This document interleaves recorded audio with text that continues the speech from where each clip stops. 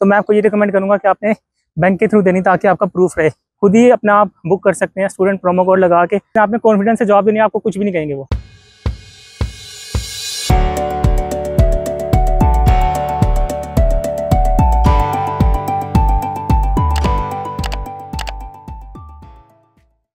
Hello, अस्सलाम वालेकुम, welcome आप सबका नई वीडियो में। तो जो मेरी सीरीज़ चल रही थी 10 इंपॉर्टेंट सीरीज़ चल रही थी, मई इनटेक और सितंबर इनटेक वाली थी। तो उस सीरीज़ के मुताबिक अगर आप सीरीज़ फॉलो कर रहे हैं तो अब आप इस स्टेज पे हैं कि आपने अपनी यूनिवर्सिटी भी सिलेक्ट कर लिया, अपना कोर्स भी सिलेक्ट कर लिया है, यूनिवर्सिटी को फ़ीस भी दे दी है। तो फ़ीस के बारे में एक और बात जो मैं शायद कहना भूल गया कि आपने फ़ीस अपने कंसल्टेंट के थ्रू देनी है या किस तरह वेस्टर्न यूनियन। और दूसरी बात ये है कि मेरी सीरीज़ के मुताबिक आपने अपनी यूनिवर्सिटी सेलेक्ट कर ली, फीस दे दी, कैश पे वीज़ा भी अप्लाई कर दिया। मैंने आपको तरीके बताया स्टैंडर्ड प्रायोरिटी में क्या डिफरेंस होता है, आपको जनरल नॉलेज होना चाहिए ताकि बाद में उसको रिसर्च कर सकें। उसके बाद आपको मैंने बायोमेट्रिक का बताया कि आपने VFS ग्लोबल से अपनी बायोमेट्रिक बुक करनी होती है। इसके बाद अब स्टेज आती है कि आपका वीज़ा भी आ चुका है, तो अब आपने अपना टिकट बुक करनी है। तो टिकट बुक करने के लिए मैं ऑलरेडी अपनी वीडियोज़ में कह चुका हूँ कि आपने जब भी अपनी टिकट बुक करनी है तो आपने एमिरेट्स के थ्रू बुक करनी है। अपना खुद ही अपना आप बुक कर सकते हैं स्टूडेंट प्रोमो कोड लगा के। उससे आपको वेट भी ज़्यादा ला होगा, 25 kg की बजाय आपको 40 kg ला होगा, और आपको 10% टोटल प्राइस में डिस्काउंट भी होगा, और अपनी मर्ज़ी की सीट सेलेक्ट कर सकते हैं। और इसमें जिसमें कम से कम ले और स्टे हो दुबई में, अगर आप खुद सीट। तो मैं भी आया हुआ था फिंसबरी पार्क, तो मैंने कहा इस पर सीरीज़ पे कंटिन्यू कर दूँ।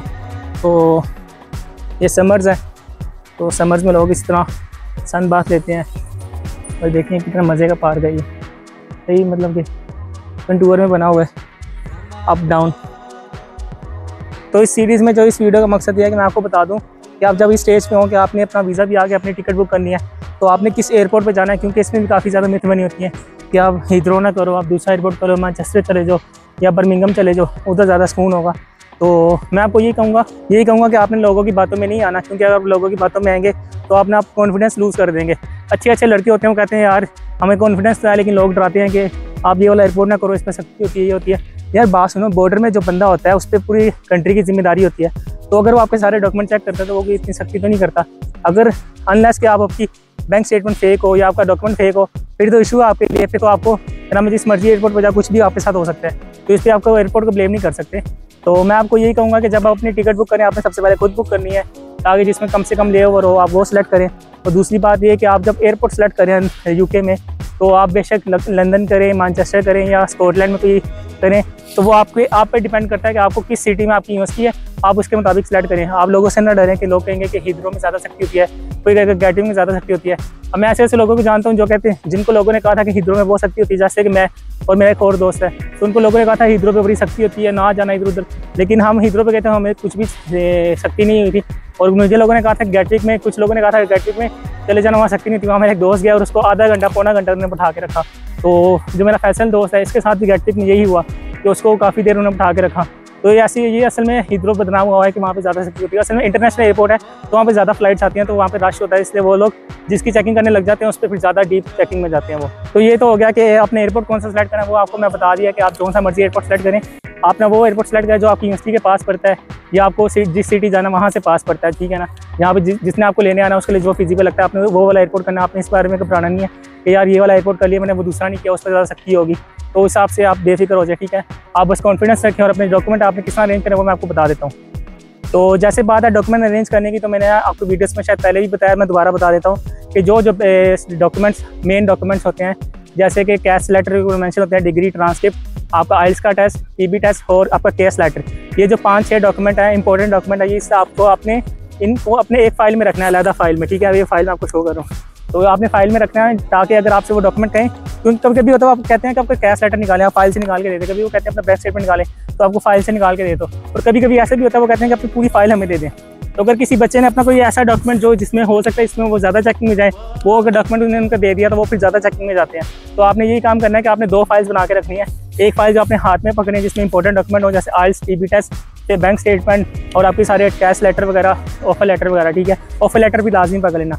और बाकी जो दूसरे डॉक्यूमेंट, जैसे आप अपनी काफ़ी यूनिवर्सिटीज़ हैं वो आपसे प्रूफ ऑफ फंड मांगती हैं कि आपने फंड्स कहाँ से आए, तो आप यूनिवर्सिटी को शो करते हैं कि आपने ज़मीन बेची थी, या जो भी आप इस प्रूफ ऑफ फंड शो करते हैं।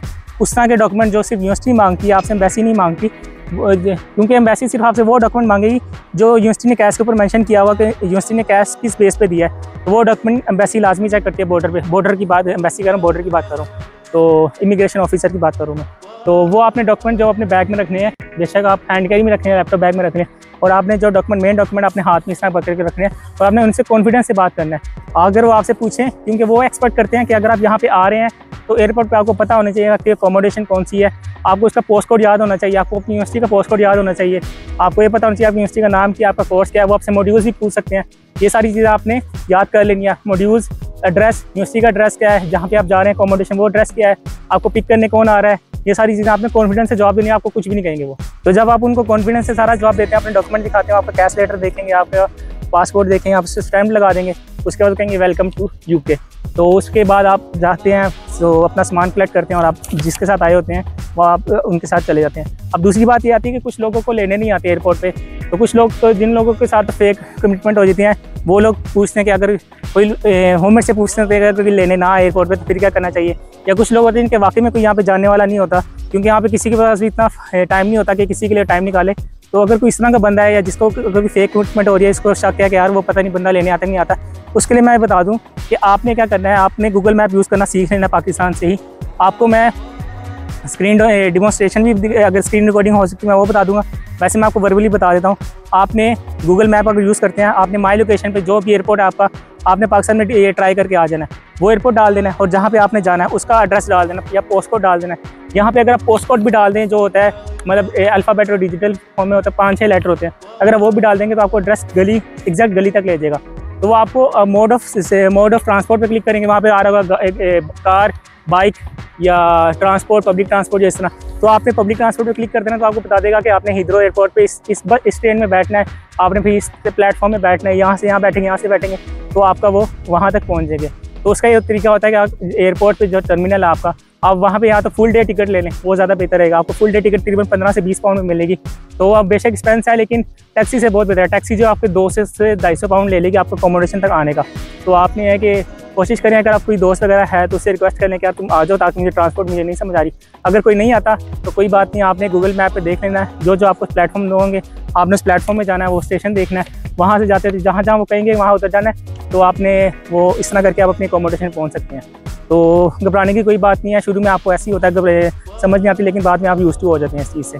तो ये सारी इन्फॉर्मेशन थी, मैंने आपको बता दिया कि आप इस स्टेज पे क्या करेंगे, ठीक। बाकी मैं आपको ये आगे दिखा देता हूँ, ये आगे लोग, ये फिंसबरी पार्क है, तो ये भी काफ़ी मशहूर पार्क है, यहाँ पे लोग सनबाथ लेने आए होते हैं। देखें दूसरा यहाँ पे टेबल टेनिस और ये देखें स्केटिंग कर रहे हो, तो मैं आपको पास लेके जाता हूँ, दे देता हूँ कि आपने किस तरह आके, अगर आप एयरपोर्ट पे पहुँच गए हैं तो एयरपोर्ट पे वाईफाई अवेलेबल होता है, आपने वाईफाई वो यूज़ कर लेना है, या फिर अगर आपको हम VFS वाले सिम देते हैं लिबारा की, तो आपने वो यूज़ कर लेनी है, फ्री होती है।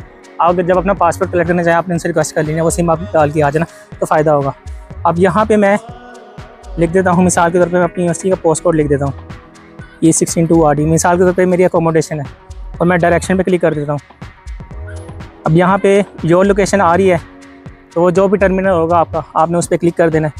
मिसाल के तौर पे ये यहाँ पे लोकेशन आ रही है, योर लोकेशन आ रही है। अब ये मुझे बता रहा है कि अगर मैं अपनी लोकेशन से जाता हूँ E16-2RD, योर लोकेशन मैं एक्सपेक्ट कर रहा हूँ कि आपकी हीथ्रो टर्मिनल है, मैं आपका यहाँ से हीथ्रो लिख देता हूँ।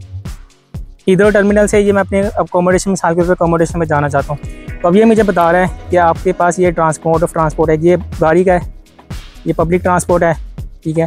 यहाँ पे ऑप्शंस में जाएं तो ये बता देता है कि ट्रेन, ट्रांस, जो ऑप्शन में लेना चाहता हूँ। अगर मैं सिर्फ ट्रेन लेना चाहता हूँ तो मैं इसको ऑन कर दूँगा, ठीक है। और यहाँ पे लोएस्ट कॉस्ट से लेकर बेस्ट रूट, आप लोएस्ट कॉस्ट कर दें या बेस्ट रूट कर दें, आप पे डिपेंड करता है।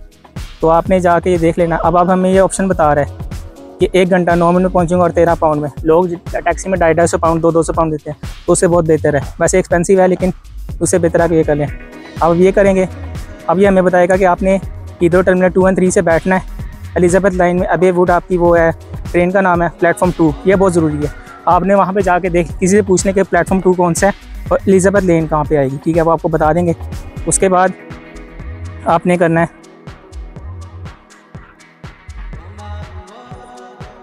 उसके बाद आपको ये बताएगा कि आपने हीथ्रो टर्मिनल 2 और 3 से बैठना है और उतर जाना है अपने कस्टम हाउस में। कस्टम हाउस से आपने 3 मिनट की वॉक करनी है। वहाँ पे आपने DLR बैक्टन जो है वो ट्रेन के ऊपर लिखा आ रहा होगा। बैक्टन वो एरिया होता है जहाँ वो ट्रेन जा रही होती है, और प्लेटफॉर्म 3 में बैठना है आपने। अब प्लेटफॉर्म 3 में बैठेंगे कस्टम हाउस से, और साइप्रस स्टेशन पे आप उतर जाएंगे और ये आपकी मिसाल के तौर पर अकोमोडेशन है, तो आप यहाँ पहुँच जाएंगे और आपको 13.30 पाउंड लगेंगे। तो अगर आपको कोई नहीं लेने आता है तो आपने ये तरीका अपना लेना है। अब ये लोग यहाँ पे स्केटिंग कर रहे हैं, तो समर को ये सही यूटिलाइज़ करते हैं, फिज़िकल एक्टिविटीज़ में इन्वॉल्व रह के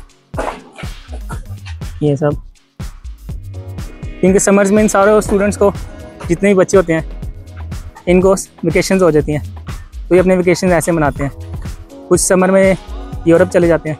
तो आज की वीडियो यहीं तक थी। उम्मीद करते हैं अगर वीडियो पसंद नहीं होगी तो इस सीरीज़ को फॉलो करते रहें, चैनल को सब्सक्राइब करते हैं, वीडियो को लाइक कर दें। तो आपसे मुलाकात इंशाल्लाह नेक्स्ट वीडियो में। टिल देन टेक केयर, अल्लाह हाफिज़।